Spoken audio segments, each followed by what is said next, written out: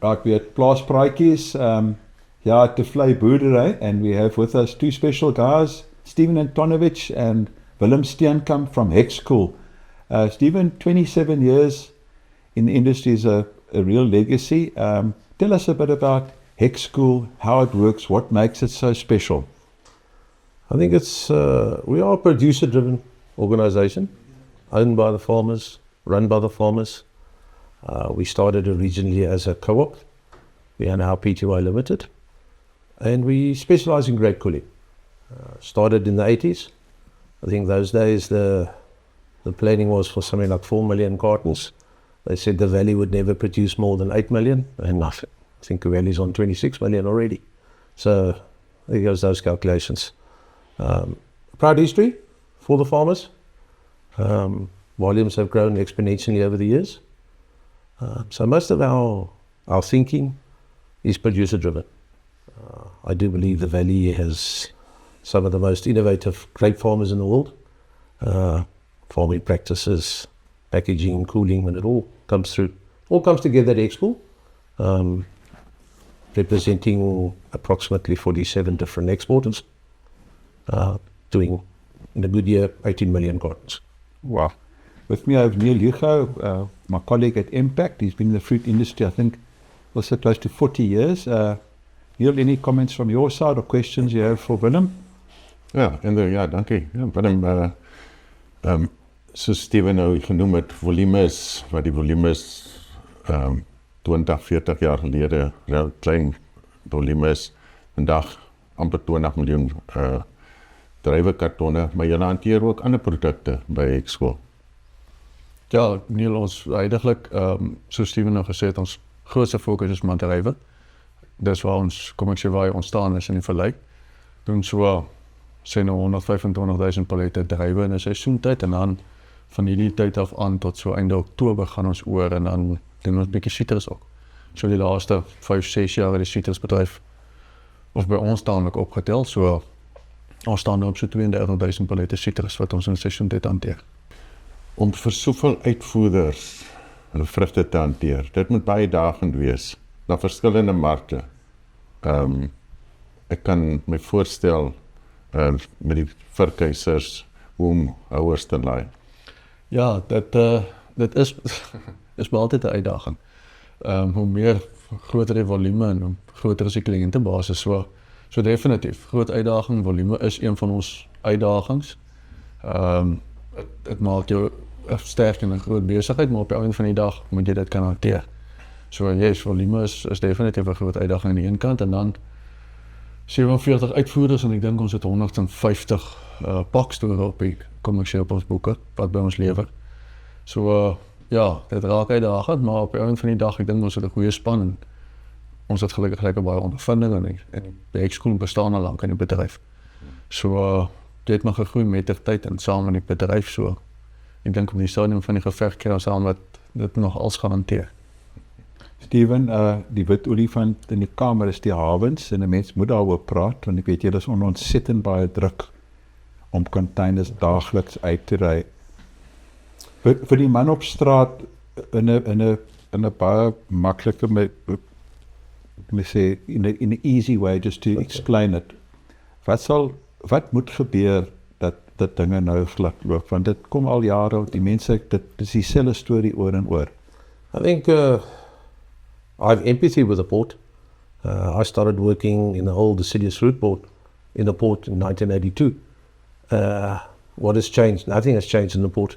They haven't grown in size, infrastructure. Yes, equipment you renew, but fundamentally they're still the same. I think all roads, specifically from the Hex grapes, lead to the port. That's where the biggest bottleneck is at the moment. They have to address one, infrastructure, equipment, and efficiencies. I think the right bodies are talking to each other, but the volumes have grown exponentially. We are far behind, and it's still a major challenge. So much so that even Hex School had to spend 100 million rand building a holding store to store the grapes after cooling because of the worsening logistical chain. And I think we're looking at the next phase further down the line, if it consists or carries on the way it is now, we'll have to look at the next phase. But yeah, they need to improve that, and it is a major challenge, and it's going to stay a major challenge for the next few years. Ja, Willem, ons het net gepraat oor die volumes, die groei in die dorings self. As jy gaan kyk 20 jaar wat gelede verder terug, het die vallei begin Januarie druiwe produseer en soos hier en daar hoor jy dit van die oude produsente sê, dan gaan nou hulle paasnap, kom hulle terug, dan pak hulle die laaste Dauphine Balinka. Produksieperiode van amper 4 maande, en die 4 maande is eintlik nou 2 maande, 8 weke, 9 weke is ek reg. Wat baie druk op julle sit. Jy is 100% reg nie, en ek dink, ek is nou so 8 jaar by skool, en in die verlede, 8 jaar terug het jy 16, 17, 18 weke gehad, wat jy maklik 'n oes kon afpak, en ons is nou gedruk, as jy nie 10 week 12 klaar is, dan is jy eintlik laat. So ons volume het opgegaan, sê nou maar van 2400 pallette op 'n dag. Inname, ons sit vir jaar gedraai by 3400 pallette. Saam met die inname en aan te sluit by Steven, houers het ons gelaai 80 houers 'n aand. Ons hoogste rekord was vir jaar 151 houers. So met 'n invloed na die hawe, ek meen die stelsel, struktuur, paaie, parkeerplek, daai goed het nie uitgebrei en vergroot nie. So as ons 151 containers in 'n nag hawe toe stuur, dan is daar 'n bottleneck. Om dit weg te werk, daar is nie genoeg trokke nie, genoeg parkeerplekke. So ja, dis maar 'n sameloop van omstandighede. So volume definitief vir die laaste paar jaar geweldig uitgebrei. En as gevolg van die volume kom maar 'n klomp uitdagings verder in die ketting af. En dit werk alles terug, ons moet store bou om volume te absorbeer, nood, omdat dit vinnig genoeg deur die ketting kan gaan nie. So logistieke ketting is by ons een van die groot uitdagings, en vir die bedryf, ek meen, as die logistieke ketting nie vloei nie, dan loop het op en het werkt terug naar die koelkamer toe, het werkt terug naar die producent toe. En op het eind van die dag, dit draait bij tot additionele kosten. A couple of years ago, I was MC at when you open up with Dr. Meyer, the local Minister of Agriculture. And what was interesting, it's self-funded. You're getting no external funding for Hexco. Is that correct? Yes. Due to the fact we are a producer-driven company, at the end of the day, self-funded. There's a big demand for that. There's a growing demand for that, unfortunately, due to the circumstances. There are certain constraints at the moment: electricity, supply of enough electricity, space, Floods. Yes, we've unfortunately, in the good old days, we had, the once in a 40-year flood.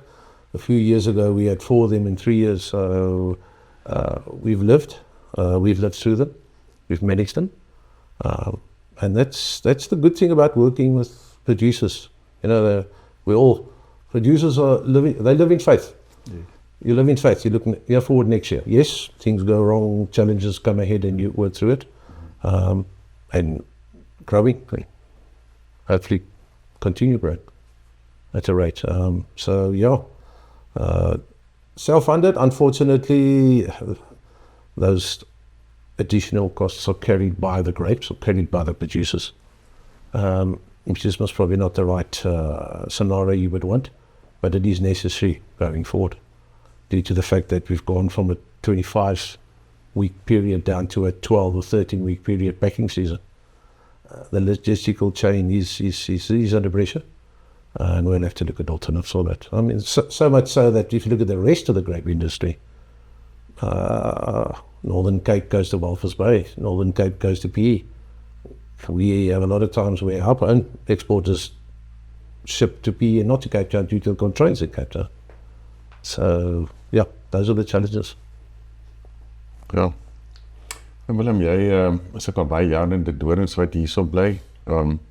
Wat maak die dorings vir jou spesiaal en wat vir jou nog, ek skool het sy uitdagings, maar wat maak onder andere die dorings die vallei vir jou spesiaal? Is nee, ek dink die dorings is 'n baie unieke plek. Almal is in dieselfde besigheid. Ek wil amper sê dwarsteer die dorp, die gemeenskap, almal is in dieselfde bedryf, so ek wil amper sê almal is in dieselfde bootjie. So ja, spesiale plek, spesiale mense, klein gemeenskap, almal ken mekaar en goed so. Ja. Interessante plek, vol innoverende mense, daar is altyd nuwe planne. Ons is na in die landbou en dit bly 'n liefde vir ons almal. So ja, lekker plek. Almal wat basies in die dorings bly, is ergens in die waardeketting. Almal in die dorings is op 'n manier verbind aan op die oomblik van die dag die druiwekarton. Ergens is jy 'n diensverskaffer of jy boer self of 'n diensverskaffer. Alles kom terug na die druiwekarton toe. Ja. Stephen, obviously packing material for both of your question is a massive talking point. Obviously with all the delays, the cartons are being tested. We saw the other day there were cartons 90 days arrivals from Namibia. Your comments on packaging, where it's going, obviously impacts a big role play. Yeah, where do you see packaging, your comments on packing material? Maybe you could start off and then I'll let Willem also add in there. Yeah, I think the only thing that we guarantee is change going forward. Our own producers, through the various organizations like yourself, are always looking at different innovative ways. Better cooling, anything to extend the quality of the grapes, and that would include packaging, internal packaging, cartons. There are a few challenges going forward. The world is changing. The cultivars are changing, and you get to the point where each cultivar is almost unique to itself. You know, it's got its own little pattern, to find a common way of doing it. So yeah, if you look at the history of X-Cool, we started with the old single marketing channel where it was 72 hours, we're down to 48, we're down to 24, and looking at ways to go to 16, 17 hours of pre-cooling. And that in itself has got a lot of challenges on us as a cold room, but as well as on corrugators, the design of the box, the packaging. So we constantly, I think we are put under pressure. So we get feedback from constantly changing, constantly looking at getting better ways. And I think that will be the challenge for the next few years going forward as well. Yourself, Willem? Andrew, ja, ek dink soos die winter reg sê, die markte verander, die wêreld verander die hele tyd. So ou moet jy altyd innoverend wees en kyk na nuwe goed en nuwe proewe en nuwe tegnologie, maar op die einde van die dag moet jy ook nie die basics vergeet nie. Ek dink ons het wel baie gesels oor karton, ventilasie en proewe wat in 1980 gedoen het is vandag nog relevant. So ou moet oop wees vir innoverend, nuwe goed en nuwe tegnologie. Maar ou moet nie die basics vergeet nie. En jy kan die wiel probeer herontwerp, maar het bly steeds 'n wiel. So ek dink dis 'n groot uitdaging vir julle. Ou soek altyd nuwe tegnologie, nuwe goed, iets om dit te verbeter. Om geld en om kostes te spaar. Maar op die einde van die dag moet die karton binne sak pannet met nog steeds die basiese behoefte voorsien. Ons moet verkoeling doen, jy moet 'n goeie karton hê. Jy kan dit herontwerp en oor, maar as die basiese doel van die produk, as jy dit agterlaat of vergeet daarvan, dan het jy nie 'n produk. So ek dink is 'n uitdaging vir ons almal dus. Jy moet innoverend wees, uitbrei. Jy moet nie jou primêre rol of primêre doel vergeet. Ja, verseker. So van ons kant af, baie dankie vir julle tyd. Thanks for always being keen to help. I know you're going to come and chat to us in a couple of weeks' time. You do a lot of good work behind the scenes and we appreciate that. That's why you guys are sitting and you play a vitally important role, not only in the Hex River, but in the South African table grape industry. So thanks very much. Ons waardeer dit. Ja, okay. Altyd lekker. Okay. Lekker. Okay.